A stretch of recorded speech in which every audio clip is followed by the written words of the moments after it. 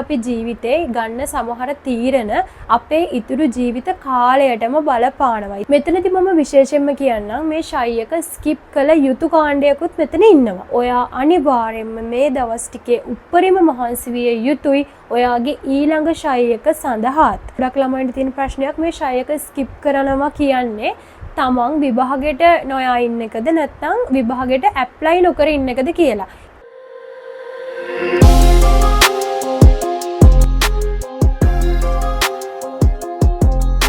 Hi ඔන්න 2025 A levels වලට දින ටික ටික ලං වෙනවත් එක්කම මේ වෙද්දී මේ වීඩියෝ එක බලන ඔයා එක්කෝ මේ ෂයි එක අනිවාර්යයෙන්ම කරනවා කියන අරමුණෙන් අන්තිම දවස් ටිකේ මහන්සි වෙලා වැඩ කරන කෙනෙක් වෙන්න පුළුවන්. නැත්නම් මේ ෂයි එක ස්කිප් කරලා ඊළඟ ෂයි එකේ මුල ඉඳලා වැඩ කරනවා කියලා අරමුණු කරගෙන මේ දවස් ටිකේ නිකන් ඉන්න කෙනෙක් වෙන්න පුළුවන්.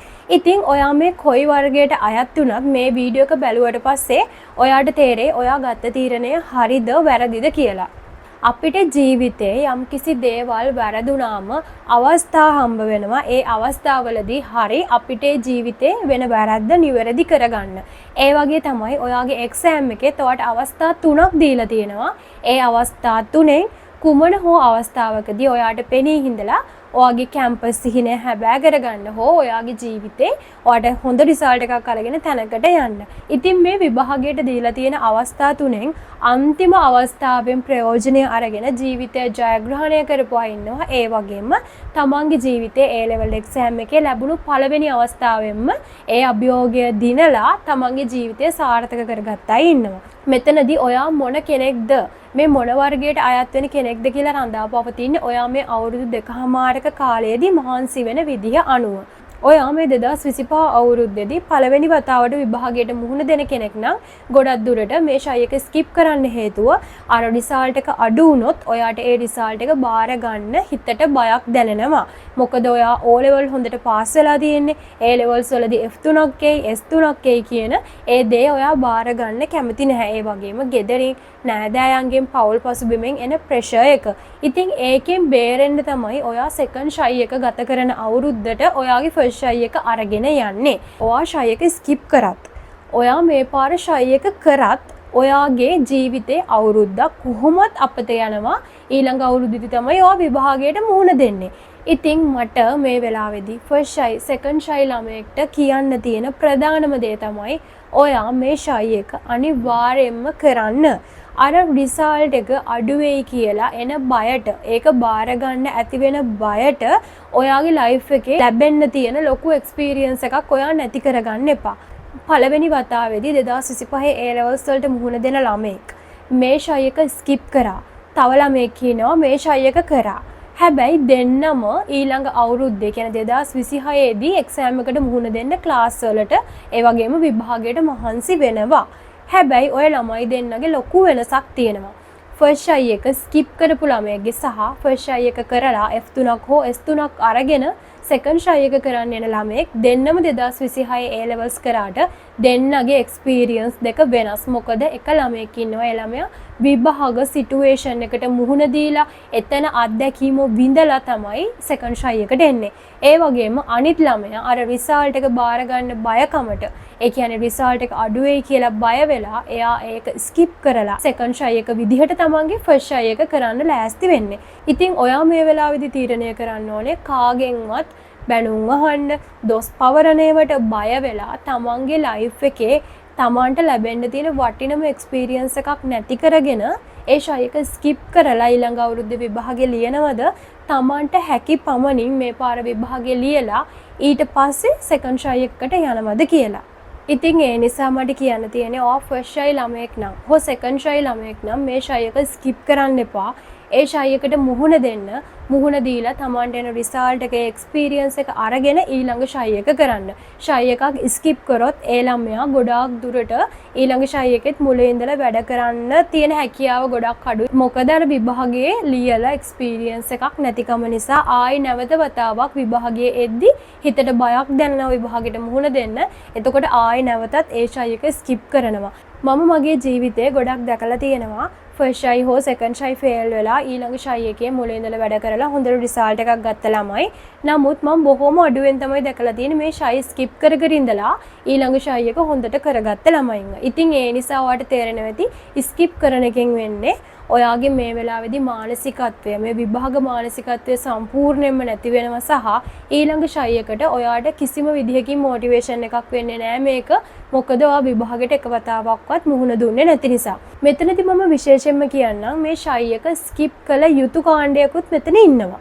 ඒ තමයි තමන්ගේ පළවෙනි වතාවේ දෙවෙනි වතාවේ හරියට විභාගයට මුහුණ දෙන්න බැරි වෙලා යම්කිසි හේතුවක් නිසා රිසල්ට් එක අඩු වෙලා දැන් මේ වෙලාවේදී තර්ඩ් ෂයි එකට මුහුණ දෙන්න ඉන්නේ. නමුත් තමන්ට හිතෙනවා නම් තමන්ගේ උපරිමය මේක නෙමෙයි කියලා එන්න ඒ වගේ කෙනෙක් ෂයි එක ස්කිප් කළාට කමන්නේ. මොකද අපි ජීවිතේ ගන්න සමහර තීරණ අපේ ඉතුරු ජීවිත කාලයටම බලපානවා. ඒ නිසා ඔයාගේ ෂයි දෙකක් නාස්ති වෙලා මේ තර්ඩ් ෂයි එක නම් තියෙන්නේ.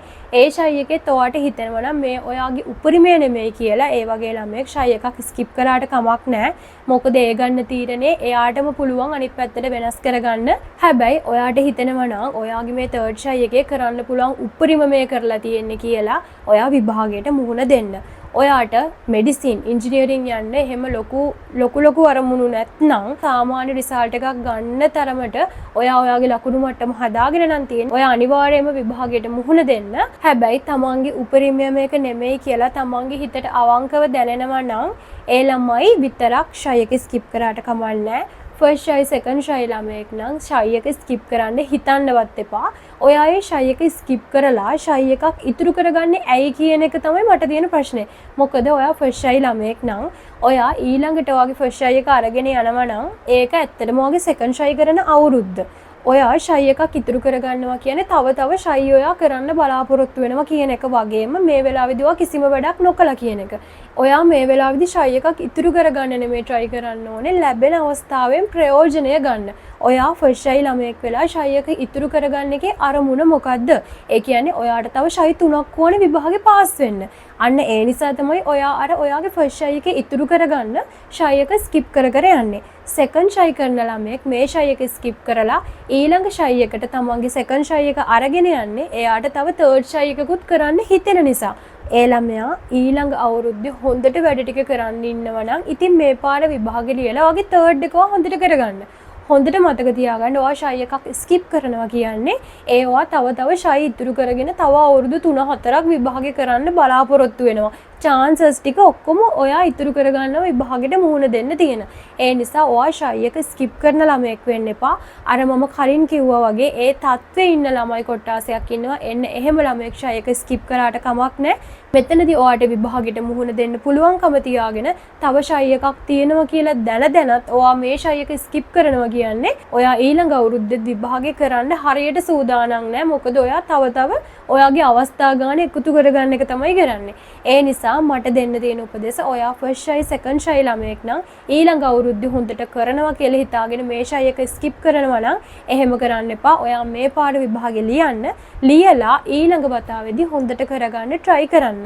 තව දෙයක් තර්ඩ් ෂයි කරන ගොඩක් ළමයින්ට තියෙන ප්‍රශ්නයක් මේ ෂයි එක ස්කිප් කරනවා කියන්නේ තමන් විභාගෙට නොයා ඉන්න එකද නැත්නම් විභාගෙට ඇප්ලයි නොකර ඉන්න එකද කියලා. මේ වෙලාවේදී විභාගෙට ඇප්ලයි කරලා ඇඩ්මිෂන් එක එනකම් බලන් ඉන්න තර්ඩ් ෂයි ළමයෙක් හිතනවා නම් ඒ තමන්ගේ ෂයි එක නාස්ති වුණා කියලා හැම දෙයක් වෙන්නේ නැහැ.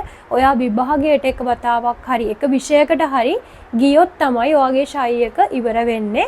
නැත්නම් ඔයා ඇඩ්මිෂන් එක ආවා කියලා ඔයා ඒ විභාගේ නොලිය හිඳියොත් ඔයාගේ ෂයි එක ඉතුරු වෙනවා.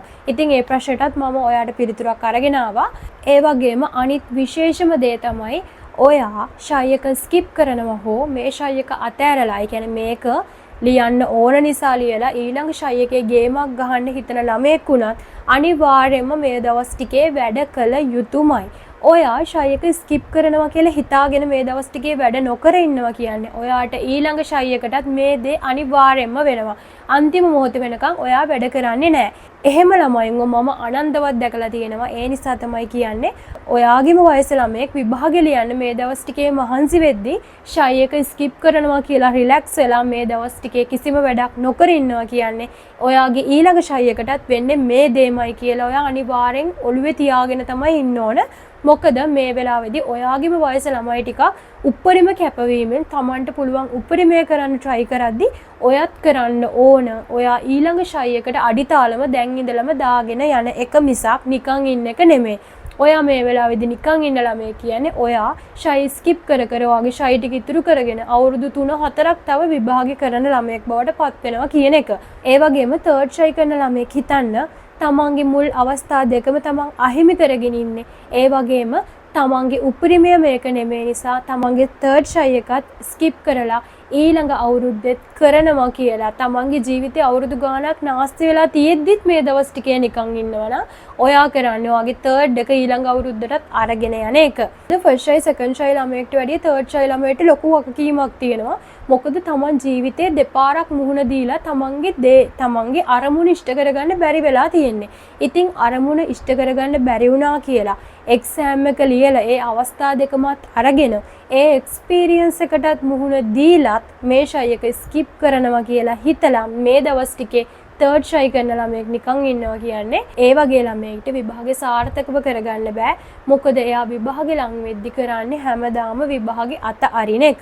මේ අවස්ථාවේදී ඔයා ෂයි එක ස්කිප් කළ යුතුම ළමයෙක් වුණත් ෂයි එක කොහොම හරි ගොඩ දාගන්න කරන ළමයෙක් වුණත් ඔයා අනිවාර්යෙන්ම මේ දවස් ටිකේ උපරිම මහන්සි විය යුතුයි ඔයාගේ ඊළඟ ෂයි එක සඳහාත්. නැත්නම් ඔයාට ඒ ෂයි එකේදීත් කාලය මදි වෙනවා. ඉතින් මේ හැමදේම ගැන හිතලා ඔයා අනිවාර්යෙන්ම ඊළඟ අවුරුද්ද විභාගය කරන ළමයෙක් වුණත් මේ දවස් ටිකේ උපරිම මහන්සි වෙලා Tamanට හැකි පමණින් රිසල්ට් එකක් දාන්න. ඔයා කොයි වර්ගයට අයත් වෙන ළමයෙක් වුණත් මේ වෙලාවේදී ෆස්ට් ෂයි සෙකන්ඩ් ෂයිත් ස්කිප් කරන්න හිත හදාගෙන ඉන්න ළමයෙක් වුණත් කරන්න ඕන වැඩ කරන එක. මේ මොහොතේ ඉඳලා ඊළඟ ෂයි එකට රෙඩි වෙන එක. ඉතින් මේ දවස් ටිකේ අතාරින්න එපා. මේ දවස් ටික අන්තිම දවස් ටික උපරිම මහන්සි වෙන්න. එතකොට ඔයා සෙකන්ඩ් ෂයි එකකට යද්දී ඒ අලුතෙන් සෙකන්ඩ් ෂයි එකට එන ළමයින්ට වැඩිය ඔයා යම් කිසි මට්ටමකින් ඉස්සරහින් ඉන්නේ. ඉතින් ඒ මට්ටමට යන්න නම් ඔයා දැන් ඉඳලා මේ අන්තිම දවස් ටිකේ උපරිම වැඩ කරන්න. ඒ නිසා හොඳට කල්පනා කරලා මේ දවස් ටිකේ ගන්න ඕන හරිම තීරණය ඔයාගේ ජීවිතයේ මේ විභාගය සම්බන්ධව අරගන්න. එහෙනම් තව අලුත් වීඩියෝ එකකින් ආයෙ ඉක්මනටම හම්බ වෙමු. හැමෝටම සුබ දවසක්.